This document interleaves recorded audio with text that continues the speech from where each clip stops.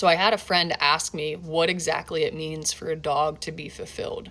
And for an everyday dog owner, that's a really great question. I think because I've been in the training space for a while now, I think I just assume people know what that means. So I'm sure you've probably heard someone talk about mental enrichment. That seems to be a big buzzword lately in the dog space. Really, what we're talking about with fulfillment is not enrichment toys. It's not puzzles and things like that.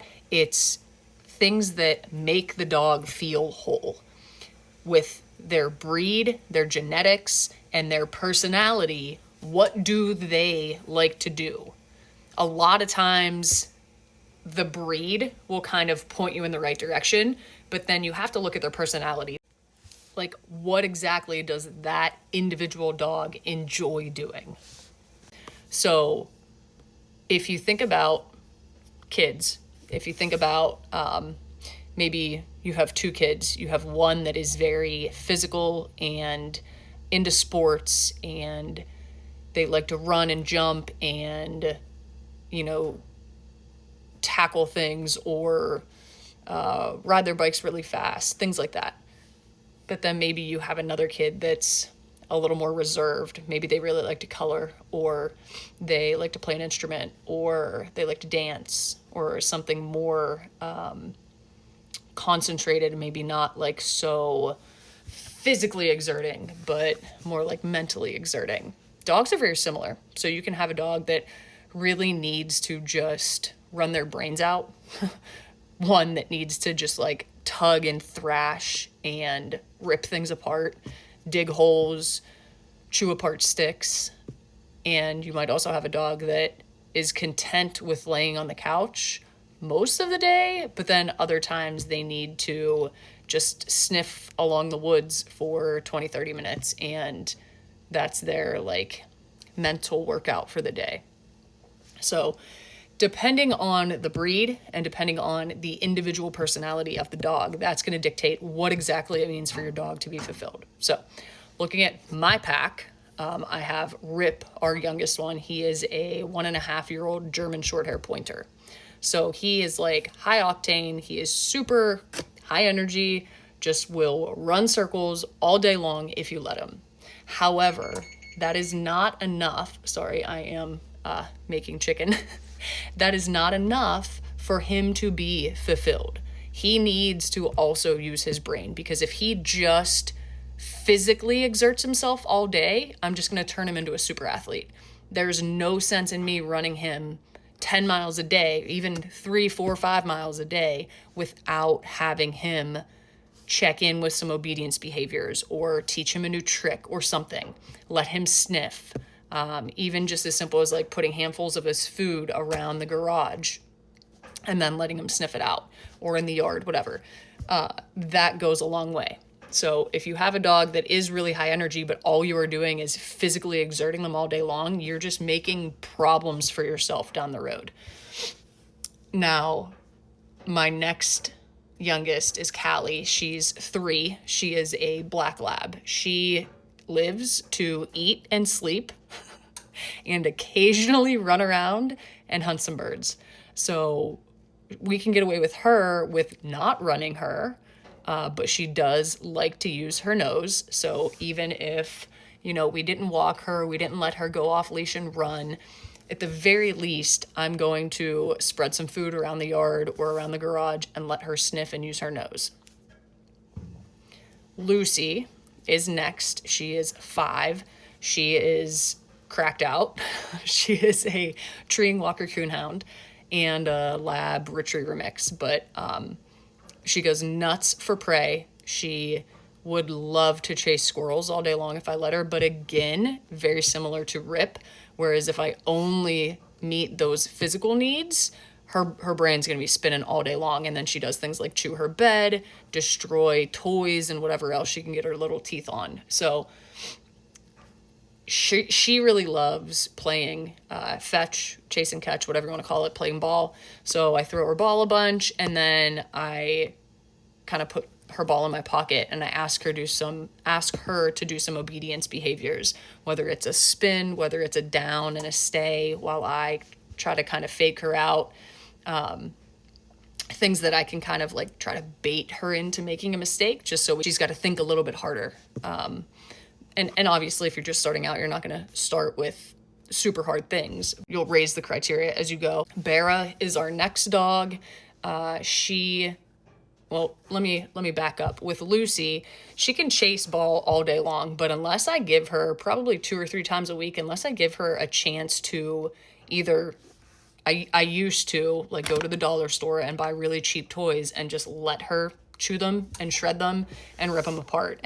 At one point, I just figured it was a little too confusing, you know, if she can shred this one but not this one.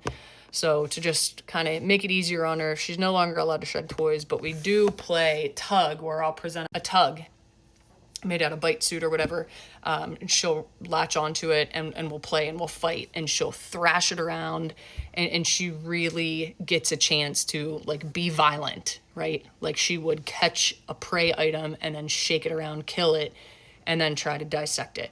So again, 2 or 3 times a week after we play, I will take her in her crate and I'll give her something like a bully stick, or even just as something as simple as, these are really big. These here are like little collagen sticks. Takes them like probably 2 minutes to eat them, but it's something that she can like chew and chomp on and break apart and digest.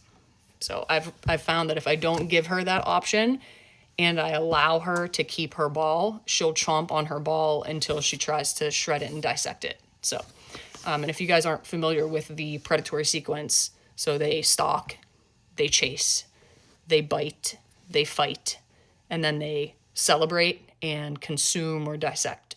So I try to hit some of that sequence with her, you know, a few times a week at least. And then we have Bera. Bera is 7. She is half Bernese Mountain Dog, half Golden Retriever. She is a gentle giant. She could lay on the couch all day and get cuddles.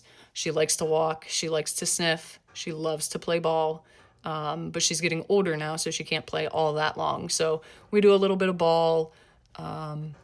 We do a little bit of like letting her use her nose, and she really loves like personal play. She likes to, when she does play with other dogs, this is another thing you can use to gauge what your dog really likes. How do they play with other dogs? Do they take the toy and run away and the other dog tries to get them? Do they like to be the dog that's chasing the other dogs? Do they like spin around and kind of like body the other dog with their back, like their backside or whatever? Bera will spin and she'll like reverse spin and she'll just like check the dog that she's playing with. So she likes to be a little more physical in that sense. So we might not always play ball, but we play to some degree. And a lot of times that is me just kind of like pushing her around and like showing her my arm, and maybe she'll come try to like nibble on my arm and I'll push her away and just kind of, you know, play with each other like that. Wrestle, rough house, a lot of people call it. And then Duke is our oldest that lives with us. He is a German Shepherd mix, and he's going to be 8. So he's had 2 CCL surgeries, which makes it a little tougher to like really play ball, but he loves to chomp his ball. So I'll try to make him do some behaviors to like earn his ball, right? He doesn't just get like free access to it all day long. Sometimes he does, but if I'm really trying to like tire him out and make sure I can relax at the end of the night, I'll do a little bit more thinking things with him. But he also loves to chase and be chased and play keep away. So German Shepherd traits. All right, so hopefully you have a better idea of what it means to fulfill your dog. Hopefully you understand that mental enrichment does not equal fulfillment, and neither does a walk around the block or 2 or 3 30-minute walks a day. Walking is great, but we also have to look at how are we walking, what kind of leash are we using, are they doing any type of commands? Are they going to command the whole time? Are they out in nature? Do they get to sniff? There's so many different aspects of the walk. So personally, I would rather see my clients' dogs play and do some biological fulfillment as much or more than they would go on their typical walks. A lot of times I'll tell people, hey, rein back on your walks and focus on this instead. Different aspects of play, different types of games, things like that. And if your dog isn't fulfilled, it's going to come out in naughty behaviors. It's going to come out in things you don't like. They're going to dig holes. They're going to destroy stuff. They're going to bark at you constantly.